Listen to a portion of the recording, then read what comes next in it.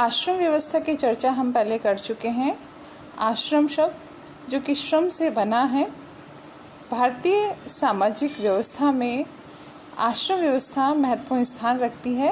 प्राचीन भारतीय सामाजिक संगठन में चतुर्वर्णाश्रम व्यवस्था का महत्वपूर्ण स्थान रहा है।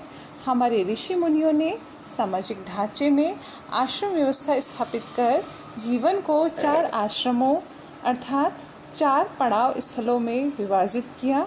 इनका उद्देश्य इस व्यवस्था के पीछे जीवन के अंतिम लक्ष्य मोक्ष को प्राप्त करना रहा था।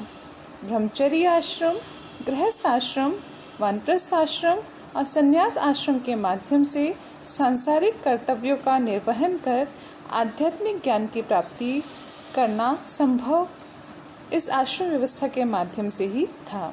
इन 4 आश्रमों में आयु को 100 वर्ष का निर्धारित करके प्रत्येक आश्रम के नियमों और उपनियमों की स्थापना की गई। आश्रम व्यवस्था जिसने प्राचीन भारतीय सामाजिक व्यवस्था को निर्धारित करने में, इसे संचालित करने में महत्वपूर्ण स्थान प्राप्त किया है। भारतीय सामाजिक जीवन की ये एक महत्वपूर्ण इकाई है। इन 4 आश्रमों के माध्यम से जीवन व्यवस्था को सुचारू रूप से संचालित किया जाना संभव हो पाया। हमारे ऋषि मुनियों की एक महत्वपूर्ण देन मानी जाती है, जिन्होंने इस आश्रम व्यवस्था के माध्यम से भारतीय सामाजिक व्यवस्था को व्यवस्थित किया। आज हम इन 4 आश्रमों की विस्तार से चर्चा करेंगे। ब्रह्मचर्य आश्रम बाल्यावस्था से लेकर 25 वर्ष की आयु तक का समय ब्रह्मचर्य आश्रम के लिए निर्धारित किया गया। इस आश्रम में ब्रह्मचर्य जो शब्द है ये अनुशासन और संयम का पालन करना साबित करता है। ब्रह्मचर्य का पालन करना इसमें अनिवार्य था। ब्रह्मचर्य शब्द 2 शब्दों ब्रह्म और चर्य से मिलकर बना है। ब्रह्म का अर्थ है ज्ञान तथा चर्य का अर्थ है विचरण करना अर्थात ज्ञान में विचरण करना। ब्रह्मचर्य का अर्थ केवल इंद्रिय निग्रह ही नहीं अपितु वेदों का अध्ययन भी है। उपनयन संस्कार जो 16 संस्कारों में महत्वपूर्ण स्थान रखता है, इस उपनयन संस्कार के संपन्न होने के पश्चात ही एक मनुष्य ब्रह्मचर्य आश्रम में प्रवेश का अधिकारी होता था और ब्रह्मचर्य आश्रम में आने के पश्चात उसका प्रमुख कार्य वेदों का अध्ययन करना और शिक्षा प्राप्त करना होता था। ब्राह्मण, क्षत्रिय और वैश्य के लिए उपनयन संस्कार की आयु अलग अलग बताई गई है। यह क्रमशः ब्राह्मण के लिए 8 वर्ष, क्षत्रिय के लिए 11 वर्ष और वैश्य के लिए 12 वर्ष निर्धारित की गई थी। सूत्र काल तक स्त्रियों को उपनयन का अधिकार था। इसके पश्चात हम देखते हैं कि स्त्रियों को ब्रह्मचर्य आश्रम से मुक्त रखा गया। शूद्रों के लिए ये व्यवस्था नहीं थी, केवल द्विज जातियों के लिए अर्थात ब्राह्मण, क्षत्रिय, वैश्य और वैश्य ये 3 वर्ण के लोग ही ब्रह्मचर्य आश्रम में प्रवेश करके विद्यार्जन कर सकते थे, वेदों का अध्ययन कर सकते थे।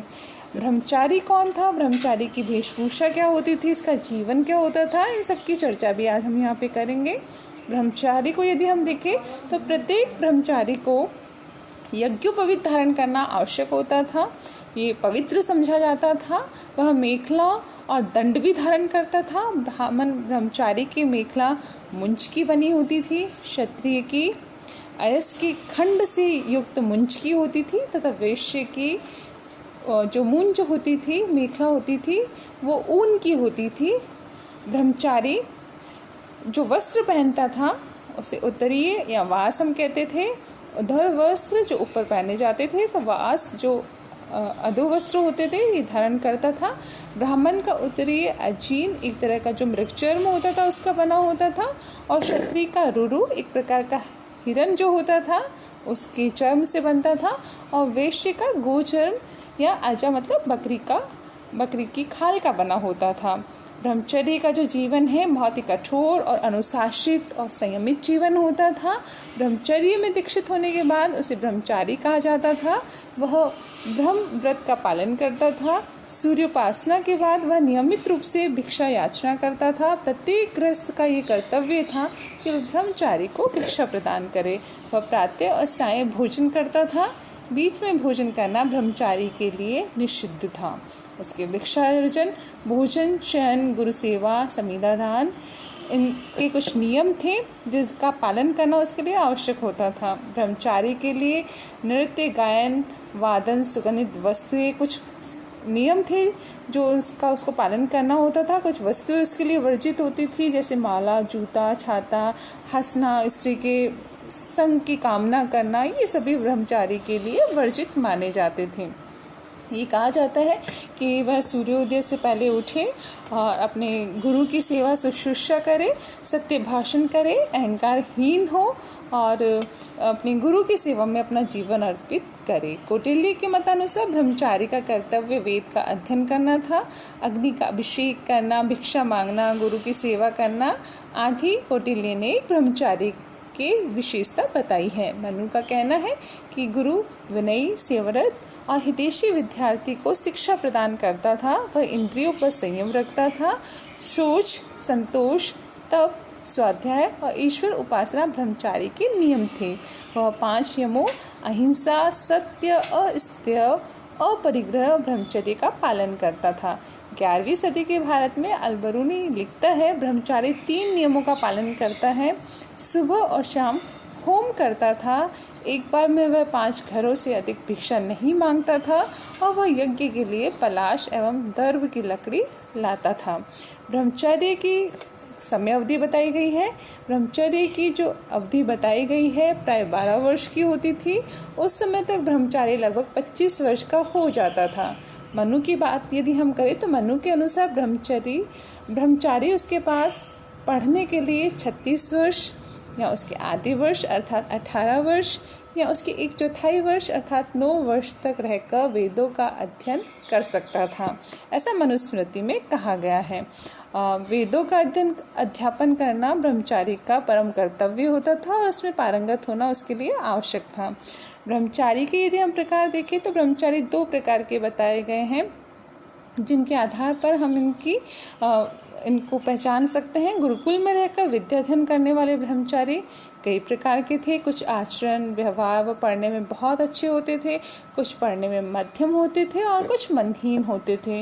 उनको क्रमशः उत्तम, मध्यम तथा कनिष्ठ कहते थे।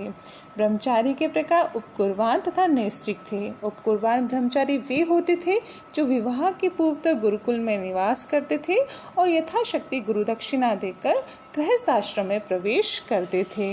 इसके अलावा जो नैष्ठिक ब्रह्मचारी होते थे 8 वर्ष की उम्र में उपनीत होकर 48 वर्ष का ब्रह्मचर्य व्रत करते हुए 56 वर्ष तक ये अध्ययन करते थे। कभी कभी जीवन पर्यंत ब्रह्मचारी रहकर अपने गुरु की सेवा में अपना जीवन व्यतीत करते थे। इस तरह हम देखें तो एक अन्य प्रकार के भी हमें ब्रह्मचारी दिखाई देते हैं, अंत्यवासी ब्रह्मचारी, जो गुरु के समीप रहकर ही विद्या प्राप्त करते थे। और इस तरह से उपकुर्बान, नैष्ठिक, अंत्यवासी, इन तरह के ब्रह्मचारियों में हम ब्रह्मचारियों को विभक्त करके देख सकते हैं। इस तरह से ब्रह्मचर्य आश्रम जीवन की शुरुआत का प्रथम भाग था, जिसको पार करने के पश्चात ही मनुष्य गृहस्थ आश्रम में प्रवेश करता था। गृहस्थ आश्रम अन्य तीनों आश्रमों की आधारशिला होती थी। गृहस्थ आश्रम को अन्य 4 आश्रमों में महत्वपूर्ण स्थान मिला हुआ था। वो इन तीनों आश्रमों के माध्यम से इसमें निर्धारित कर्तव्यों की अनुपालना करके उन्हें संबल प्रदान करती थी। ब्रह्मचारी की शिक्षा जब समाप्त होती थी तो वो समावर्तन संस्कार के पश्चात गृहस्थ आश्रम में प्रवेश के योग्य होता था। गृहस्थ आश्रम में प्रवेश विवाह संस्कार के माध्यम से होता था। योग्य वधू के साथ वह गृहस्थी में प्रवेश करता था। गृहस्थाश्रम में व्यक्ति 5 महायज्ञ, 16 संस्कारों की अनुपालना करता था, 3 ऋणों से मुक्त होता था। मनुष्य की प्रशंसा में लिखता है कि जिस प्रकार सभी नदी नाले सागर में आकर समा जाते हैं, उसी प्रकार सभी आश्रम गृहस्थाश्रम में आकर मिल जाते हैं। इस आश्रम में पति पत्नी धर्मानुसार व्यवहार करते थे। गृहस्थाश्रम के अनुग्रह और आदर पर ही सभी आश्रम पूर्णतः निर्भर रहते हैं। मनुस्मृति में ये सभी लिखा गया है। वेदव्यास के अनुसार गृहस्थ धर्म का अनुसरण करने वाले को अपने घर में ही कुरुक्षेत्र, निमिषारण्य, हरिद्वार और केदार तीर्थ की प्राप्ति हो जाती है। अर्थात गृहस्थी ही तीर्थों के बराबर महत्व रखती है। महाभारत में गृहस्थाश्रम की बहुत प्रशंसा की गई है और इसको उत्कृष्ट माना गया है। इसकी तुलना माँ के समान की गई है। जिस प्रकार माता का आधार पाकर सभी प्राणी जीवित रहते हैं, उसी प्रकार गृहस्थाश्रम का आधार पाकर ब्रह्मचर्य आश्रम, वानप्रस्थ आश्रम और संन्यास आश्रम जीवित रहते हैं। गृहस्थाश्रम में ही देवी देवताओं, अपने पितरों, पूर्वजों और अतिथियों के लिए आयोजन होते हैं तथा त्रिवर्ग धर्म, अर्थ और काम की प्राप्ति इसी आश्रम से होती है। 4 पुरुषार्थ धर्म, अर्थ, काम और मोक्ष में से 3 की प्राप्ति इस आश्रम के माध्यम से संभव हो पाती है। गृहस्थ के कुछ कर्तव्य बताए गए हैं कि एक गृहस्थ व्यक्ति को अपने सामाजिक, व्यक्तिगत, धार्मिक, नैतिक और आर्थिक सभी प्रकार के कर्तव्यों का पालन करना चाहिए। धृति, क्षमा, दमो, अस्तेयम, शोच, इंद्रिय निग्रह, धीर, वेश, सत्य, क्रोधम, दशकम, धर्म, लक्षणम, अर्थात इन 10 जो लक्षण है, धर्म के जो लक्षण है, इन सभी का पालन हर गृहस्थ को करना चाहिए। महाभारत में कहा गया है कि 5 प्रकार के कर्तव्य गृहस्थी को सुख देने वाले हैं और इन सभी का पालन करना हर गृहस्थ के लिए आवश्यक होता है। दूसरों के अर्थ से अपनी गृहस्थी यदा कदा चलाना भी निंदनीय था। अतिथि सत्कार गृहस्थ आश्रम में गृहस्थ के लिए आवश्यक था। यदि कोई गृहस्थ किसी अतिथि को असंतुष्ट लौटा देता था तो उसके समस्त पुण्य समाप्त हो जाते थे। मनु ने कहा है, जिस गृहस्थी में शक्ति के अनुसार आसन, भोजन, शैया, जल, फूल, फल से अतिथि की सेवा नहीं होती, वहाँ कोई अतिथि निवास नहीं करे। किंतु मनु पाखंडी, विरुद्धकर्मी राज अतिथियों की सेवा न करने का भी निर्देश देता है। जन्म से लेकर मृत्यु तक 16 संस्कार बताए गए हैं, जिनकी चर्चा हम आगे करेंगे। 16 संस्कारों की अनुपालना भी गृहस्थ आश्रम में की जाती थी। गृहस्थ आश्रम के अंतर्गत ही कई ऋणों से मुक्ति भी प्राप्त करते थे। ब्राह्मण ग्रंथों के अनुसार व्यक्ति पर 4 प्रकार के ऋण होते हैं।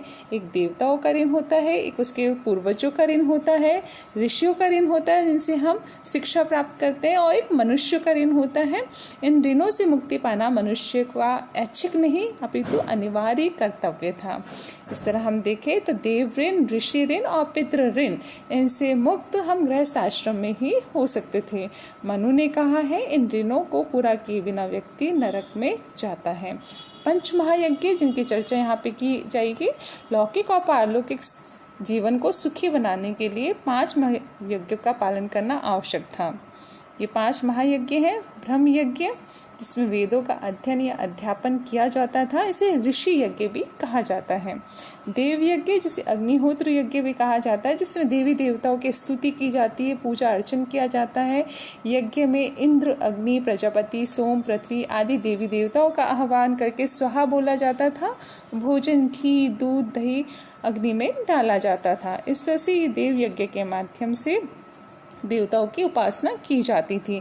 इसी तरह तीसरा जो महत्वपूर्ण है वो है पितृयज्ञ। हमारे पूर्वजों के प्रति, पितरों के प्रति सम्मान प्रकट करने के लिए, कृतज्ञता प्रकट करने के लिए ये यज्ञ किया जाता था, जिसमें श्राद्ध आदि अवसरों पर उनको पिंड तर्पण आदि का भोग लगाया जाता था। चौथा जो महत्वपूर्ण यज्ञ है वो है भूत यज्ञ। भूत यज्ञ में जो अदृश्य शक्तियां हैं हमारे चारों तरफ जो विद्यमान हैं, अनिष्टकारी प्रेतात्माओं की तुष्टि के लिए यज्ञ संपन्न किया जाता था। इसमें भोजन की बलि चारों दिशाओं में दी जाती थी। मनुष्य यज्ञ, जिसे अतिथि यज्ञ या नृ यज्ञ भी कहा जाता है, इसमें अतिथि सत्कार करना प्रत्येक गृहस्थ के लिए अनिवार्य माना गया था। गृहस्थ के भी कुछ प्रकार बताए गए हैं, जैसे कुसुल धान्य, कपोती मिश्रित, अश्वतन, कुंभ धन्य। इस तरह से हम देखें तो गृहस्थ आश्रम में भी गृहस्थ लोगों के अलग अलग प्रकार होते थे, जो अपने कर्तव्यों के माध्यम से निर्धारित किए जाते थे। गृहस्थ आश्रम जो अन्य आश्रमों का आधार है, इससे 50 वर्ष की आयु में निवृत्त होने के पश्चात मनुष्य वानप्रस्थाश्रम में प्रवेश करता था। वानप्रस्थाश्रम जो 50 वर्ष से 75 वर्ष की आयु के मध्य माना जाता था।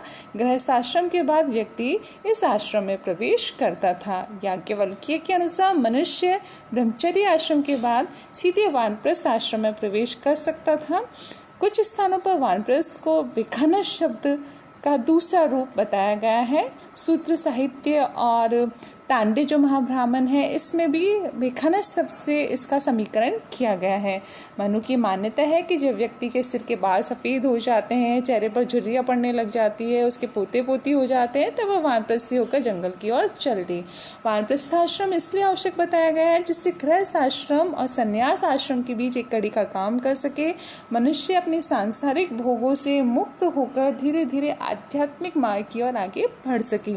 यह वह पड़ाव था जिसमें रहकर व्यक्ति सांसारिक सुखों से, सांसारिक कार्यों से निवृत्त होकर आध्यात्मिक मार्ग, अपने जीवन के परम लक्ष्य मोक्ष प्राप्ति की तैयारी कर सकता था। और इसमें मनुष्य के कुछ निर्धारित नियम थे, कर्तव्य थे। इसमें मनुष्य को बहुत ही सादा और सरल जीवन बिताना होता था। यह त्याग, साधना और तप का जीवन होता था। इसमें जो वानप्रस्थी होता था उसको ब्रह्मचर्य और इंद्रिय निग्रह का पालन करना होता था, उसे सत्य और अहिंसा की अनुपालना करनी होती थी। तो इस तरह से हम देखें वानप्रस्थी का जीवन भी बहुत कठोर था। वह दिन में 2 बार स्नान करे, होमानुष्ठान करे और ऋतुओं के अनुसार अपने शरीर को तपाए। जैसे ग्रीष्म ऋतु है तो गर्मी में रहकर वो अपने शरीर को यातना दे, सर्दी की ऋतु है, शीत ऋतु है तो वो गीले वस्त्र धारण करे। तो इस तरह से हम देखते हैं ऋतु के अनुसार भी वानप्रस्थी को अपने शरीर को ढालना होता था। गौतम ने कहा है कि वानप्रस्थी को कंदमूल फल खाना चाहिए, अपने शरीर को तप से पवित्र करना चाहिए, 5 महायज्ञ संपन्न करना चाहिए, अतिथियों का स्वागत करना चाहिए, उसे दाढ़ी, बाल और नाखून नहीं काटने चाहिए, उससे वन से प्राप्त होने वाले चर्म, कुष्ठ तथा काश को अपना परिधान व उत्तरीय बनाना चाहिए। तो इस तरह से हम देखें तो वानप्रस्थी का जीवन अत्यंत कठोर होता था और उसको अपने गृहस्थ आश्रम के सुखों का त्याग करके इस जीवन को अपनाना होता था। संन्यास आश्रम की यदि हम चर्चा करें तो संन्यास आश्रम जीवन का अंतिम आश्रम है। 75 वर्ष की आयु के पश्चात मनुष्य का कार्य केवल ईश्वर की प्राप्ति, मोक्ष प्राप्ति रह जाता है और इसकी तैयारी वो वानप्रस्थ आश्रम में रहकर पूर्व में ही कर चुका होता है। जो चतुर्थ आश्रम है संन्यास आश्रम, पुरुषार्थ के अंतिम लक्ष्य मोक्ष की प्राप्ति इस आश्रम में ही संभव है। सन्यासी को भिक्षु परिवारजक भी कहा गया है, उसके लिए यति शब्द का प्रयोग भी किया गया है। सूत्र काल से सन्यास और भिक्षु शब्द का प्रचलन होने लगा। ऋग्वेद में सन्यासी के लिए यति, मुनि और ऋषि शब्दों का व्यवहार किया गया है। इस तरह से हम देखें तो सन्यास आश्रम में आकर मनुष्य सांसारिक कार्यों से, गतिविधियों से दूर हो जाता था, उसे जीवन से इनसे कोई मतलब नहीं होता था। डॉक्टर रोमिला थापर की यदि हम बात करें यहाँ पर तो उनके अनुसार संन्यास अपनाने वाले 2 वर्गों का उल्लेख उन्होंने किया है। एक वह जो व्यक्तिगत रूप से अपने को पूर्णतः अलग करके सन्यासी हो जाता था और दूसरा वह जो संसार त्यागियों के साथ में मिलकर रहता था। पहला वर्ग योगी का होता था और दूसरा वर्ग त्यागी का, किंतु पहला वर्ग जो योगी समाज का है वो बहुत ही कम पाए जाते हैं, जबकि त्यागी समाज में बहुत देखने को मिलते थे। संन्यास आश्रम का मूल उद्देश्य मोक्ष की प्राप्ति थी। सन्यासी पर संग्रह करने पर प्रतिबंध था। वह काम, क्रोध, लोभ, मोह आदि दुर्गुणों को छोड़ देता था। महाभारत के अनुसार वह अग्नि, धन, संतान एवं पत्नी के प्रति अनासक्त हो जाता था। वस्त्र, उपासन, सैया आदि सुखों के साधनों का त्याग करे तथा इधर उधर घूमता रहे। सन्यासी चलते समय अपनी दृष्टि इधर उधर नहीं डाले, अपितु वह जमीन की ओर देखकर, भूमि की ओर देखकर अपने कदम रखे। मनु ने वास्तविक सन्यासी उसे स्वीकार किया है जो लौकिक अग्नि से रहित, ग्रहहीन, शरीर के रोगग्रस्त होने पर भी अपनी चिकित्सा का प्रबंध न करने वाला, स्थिर बुद्धि, ब्रह्म का मनन करने वाला और ब्रह्म में भाव रखने वाला हो। इन्हीं गुणों से युक्त सन्यासी गांव में भिक्षा के लिए जा सकता था। इस तरह से हम देखें तो सन्यासी के लिए भी कुछ नियम बनाए गए थे जिनकी अनुपालना करना उनके लिए आवश्यक होता था। इसीलिए सन्यासी को भी परिवारजक भी कहा गया है। सन्यास का प्रचलन प्राय ब्राह्मणों में ही अधिक था। रामायण व महाभारत में क्षत्रिय एवं वैश्य सन्यासियों के विषय में भी कोई विवरण नहीं है। शूद्र के लिए केवल गृहस्थाश्रम ही था। और इस प्रकार हम देखें तो मानव जीवन व्यक्तित्व में जो पुरुषार्थ है, धर्म, अर्थ, काम और मोक्ष, इनकी प्राप्ति 4 आश्रमों के माध्यम से ही हो सकती है। और इसमें सर्वोत्तम लक्ष्य है मोक्ष प्राप्ति, जो जीवन का परम लक्ष्य माना गया है और जिसे मुक्ति, अमृत तत्व, निःशेष, कैवल्य या अपवर्ग भी कहा गया है, और इसकी प्राप्ति संन्यास आश्रम के माध्यम से ही हो सकती है। इन चारों आश्रमों से निकलकर ही व्यक्ति अपने जीवन को, अपने व्यक्तित्व को प्राप्त कर सकता है। इस तरह से आश्रम व्यवस्था का भारतीय सामाजिक व्यवस्था में महत्वपूर्ण स्थान रहा है।